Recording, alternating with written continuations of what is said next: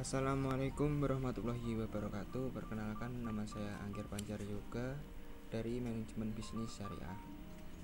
Saya akan menyampaikan hasil laporan PPL gelombang 3 yang berjudul Strategi Pemasaran dalam Menghadapi Persaingan Usaha pada Depo Air Minum Tirtojoyo. Pertama, saya akan menyampaikan profil dari lembaga tempat saya PPL, yaitu Depo Air Minum Isi Ulang Tirtojoyo, yang beralamat di Desa Ploso Kandang, Kecamatan Kedowaru, Kabupaten Tulungagung. Tujuan saya memilih praktek pengalaman lapangan di lembaga ini untuk mengetahui bagaimana upaya strategi perusahaan yang dilakukan pada Depo Air Minum Tirtojoyo dalam mengatasi persaingan usaha.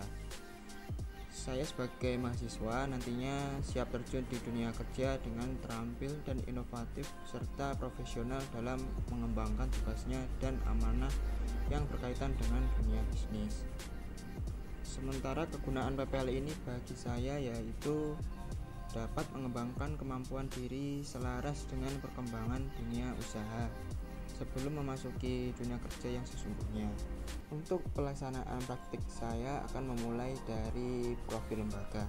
Depo Air Isi Ulang Tirtojoyo adalah sebuah jasa pengisian air minum yang berdiri pada tahun 2016 yang beralamat di RT 2 RW 1 Dusun Manggisan, Kecamatan Kedowaru, Kabupaten Tulungagung. Dalam melayani konsumen dipastikan kualitas air benar-benar baik dan higienis sehingga dapat dipastikan bahwa produk ini benar-benar terjamin. Walaupun usaha ini terbilang masih baru, namun pelanggan kami sudah cukup banyak. Hal ini membuktikan bahwa kualitas produk kami bisa diterima di masyarakat. Air yang dikelola dalam Depo Tirtojoyo yaitu mempunyai proses yang bagus, yaitu dengan proses RO. RO adalah reverse osmosis. Air minum reverse osmosis menghasilkan air yang baik apabila memasuki 10 liter air, keluar air bersih 4 liter, dan keluar air kotor 6 liter. Biasanya TDS pada air RO adalah berkisar antara 0 ppm sampai 20 ppm. Pelaksanaan praktik PPL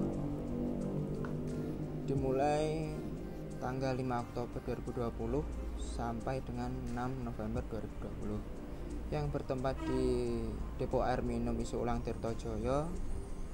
Di tempat praktik dengan melakukan beberapa kegiatan, yaitu saya melakukan pengangkatan galon, penyucian mesin, pengisian air, menguras standar air, dan lain-lain. Nanti videonya atau dokumentasinya di akhir video saya akan mencuplikannya.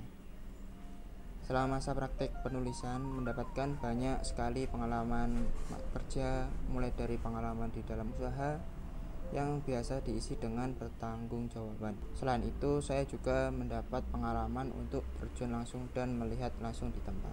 Selanjutnya, permasalahan di lapangan. Permasalahan ditemukan dan dihadapi selama kegiatan PPL berlangsung, yaitu bila melihat pertumbuhan sektor industri yang sama di Tulungagung dalam tahun berakhir ini memberikan tingkat persaingan yang cukup berat atau ketat. Oleh karena itu, konsumen akan memilih jasa dengan harga yang lebih murah yang dapat memenuhi harapannya.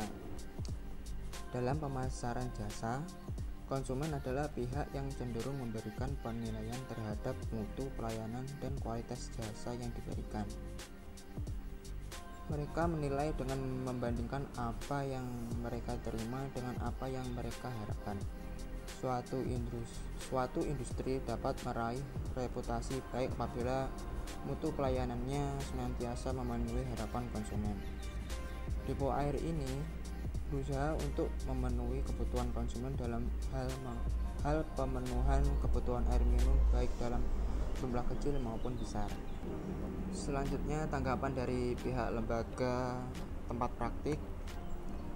Tanggapan dari mereka sangat terbuka dan merasa senang memberikan informasi tentang usahanya dalam menghadapi persaingan agar mengurangi dampak bagi perusahaan untuk terus mempertahankan minat konsumen pada air minum isi ulang.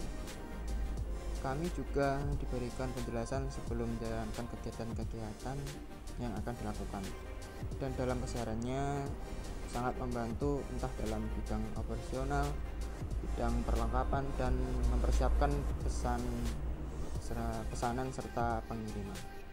Untuk strategi dalam menghadapi persaingan depo air minum isi ulang, Tirtojoyo melakukan beberapa cara, yaitu menentukan tujuan. Menentukan tujuan ini sangat penting bagi pengusaha. Berapa target penjualan per hari harus ditetapkan. Telah ditetapkan berapa jumlah yang harus terjual dalam sehari. Kita harus berusaha mencapai target tersebut. Dengan begitu akan diketahui apakah produk berjalan sesuai target. Yang kedua adalah layanan pesan antar. Orang sibuk tidak mempunyai kendaraan atau punya kos-kosan dan ibu rumah tangga adalah sasaran dari layanan pesan antar air minum isi ulang kami. Kami menggunakan sepeda motor untuk mengantar pesanan pada para pelanggan kami. Juga menggunakan sosial media untuk berkomunikasi dengan pelanggan, sehingga pelanggan hanya perlu menelpon atau memberikan pesan, maka kami akan siap mengantar pesanan mereka. Yang ketiga, aktif berpromosi. Depo air minum isi ulang Tirtojoyo aktif berpromosi menggunakan sosial media, terutama WhatsApp. Selain dari sosial media, promosi dari mulut ke mulut sangat efektif bagi usaha kami. Yang keempat, meminjamkan galon kepada pelanggan. Kami meminjamkan galon kepada pelanggan yang tidak mempunyai galon. Selain itu, kami juga menyiapkan jika pelanggan ingin membeli galon dari kami. Sistem tukar galon juga kami lakukan untuk pelanggan yang sudah mempunyai galon. Jadi semua pelanggan mendapatkan kepuasan ketika menggunakan jasa kami. Yang kelima, strategi jaga hubungan baik sama pemilik depo dan jangan bersikap eksklusif. Jangan mengira usaha depo air minum isi ulang ini akan maju dengan menjaga jarak dengan pesanan Anda. Justru tingkatkan hubungan baik dan keakraban dengan depo air minum isi ulang. Depo isi ulang air minum yang lainnya Anda akan tenang dalam berbisnis dan akan membuka kawasan berpikiran seperti tukar pendapat. Adapun kesimpulan materi yaitu semua perencanaan yang telah dilakukan menjadi acuan dalam pelaksanaan kegiatan praktek bisnis.